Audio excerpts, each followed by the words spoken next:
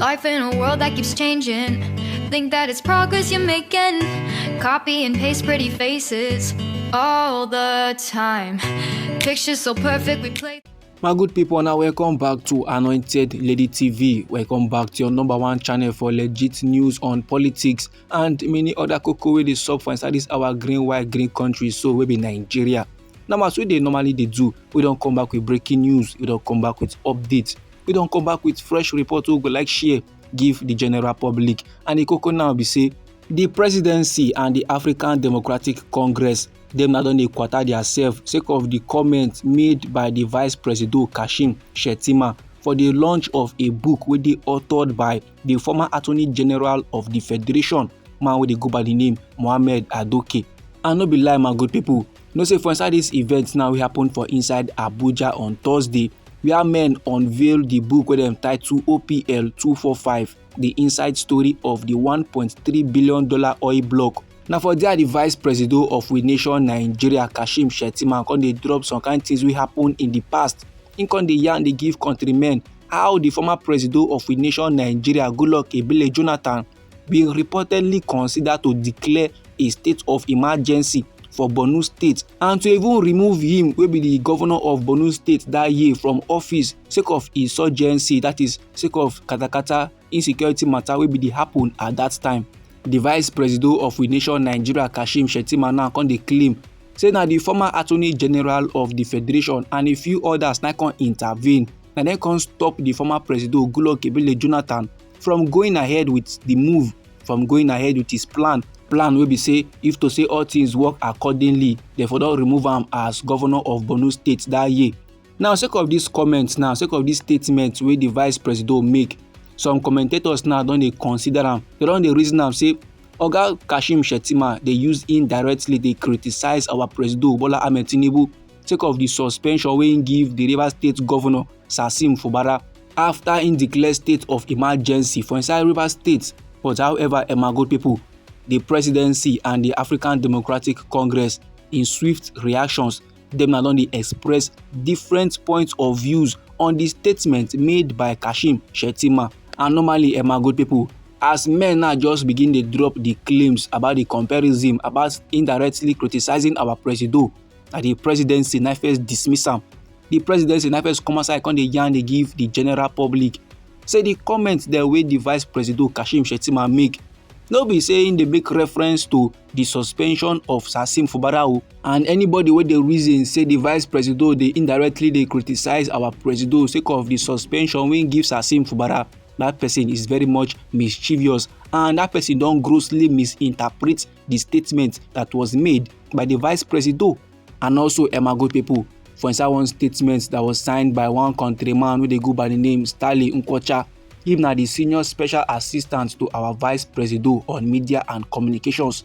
This countryman now dey let me dey know say the presidency dey try to tell the general public say the comments made by the Vice President were taken out of context and was twisted to push a false narrative of internal discord within the administration. That is, men they deliberately they twist the statement made by Kashim Shettima because say they want the general public to the reason say the Vice President and our President Bola Ahmed Tinubu no dey in good terms. And now the presidency they wish to state categorically say the comments made by the Vice President Kashim Shettima was made within the context of acknowledging the professional conduct of the author during his tenure as the Attorney General of the Federation. And this acknowledgement na a tribute to the man public service record.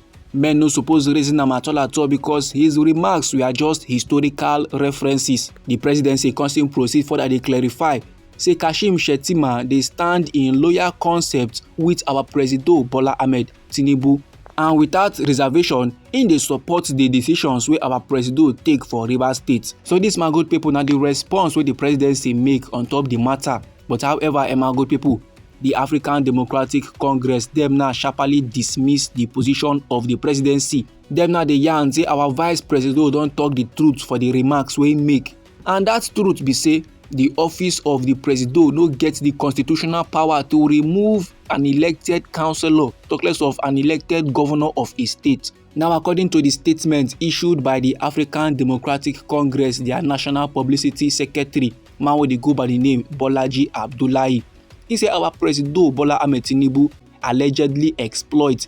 The man twist the constitution to benefit, to serve his own political agenda in Rivers State, because normally he no get the constitutional authority to suspend a democratically elected governor. And this simple truth, which is anchored in the Nigerian constitution, must not be lost in the fog of political correctness wey dey currently dey come from the Aso Rock. Normally, truth no dey respect political correctness because wetin dey wrong dey wrong. And no matter how men wan twist the matter reach, that same thing wey make the removal of an elected governor unconstitutional and wrong under our former president Goodluck Ebele Jonathan in the case of Borno State, na the same thing wey dey make am very much unconstitutional and wrong under our current president Bola Ahmed Tinubu in the case of Rivers State. Difference no dey at all at all. The one and only thing wey change for this particular matter be say the previous president carry constitution for mind. The man no follow at all. He know very well say the rule of law na the rule of law. While the other president no respect the rule of law at all, he even proceed further to manipulate the constitution so that the thing go benefit his political interest. And also, the vice president constantly remind Nigerians say when Goodluck Ebele Jonathan bin dey try to remove him as Borno State governor, na the Speaker of the House of Representatives, man wey dey go by the name Honourable Aminu Tambuwa, na first stand im ground, na first tell Goodluck Ebele Jonathan say he no even get the power to remove an elected councillor, talk less of an elected governor. And the matter no end there. Our vice president constantly yarn give the general public say the position of Tambuwa was later reaffirmed by the Attorney General of the Federation that year, and that man dey go by the name Mohammed Bello Adoke.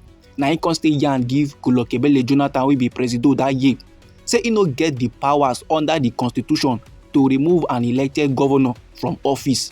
Until today, men dey call Goodluck Ebele Jonathan a respecter of the law, but make we look our president Bola Ahmed Tinubu, man wey be say many be dey call am Democrat in the fight for democracy.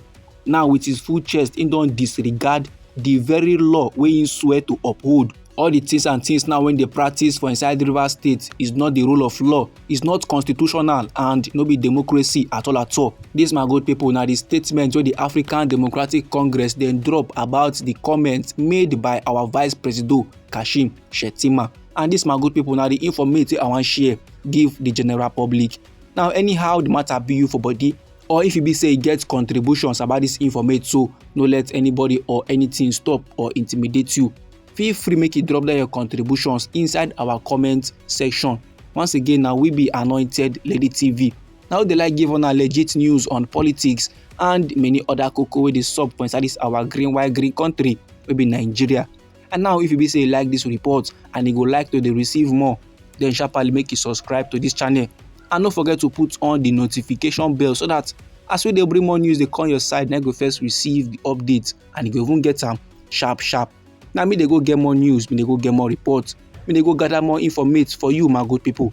Try make it no go anywhere.